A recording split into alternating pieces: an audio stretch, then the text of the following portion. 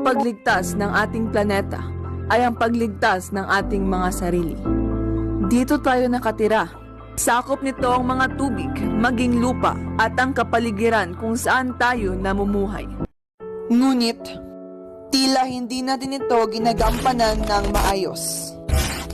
Umaabot sa 35,580 tonelada ng basura ang nakokolekta sa Pilipinas araw-araw. Karamihan sa mga ito ay nakikita sa mga karagatan at kapaligiran. Patuloy pa rin ang iligal na pagpuputol ng mga kahoy na umaabot sa 2 milyon araw-araw. At ang hindi matapos-tapos na pagbuga ng mga usok mula sa pabrika. Ito ang sumisira sa ating ozone.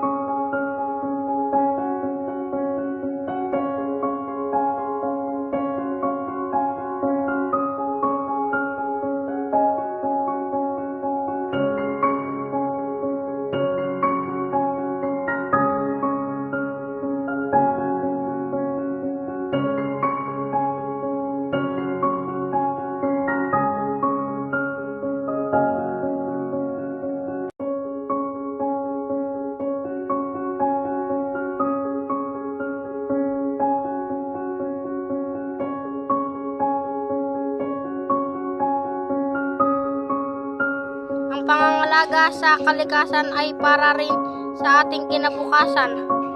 Kung kaya't kailangan natin itong pangalagaan.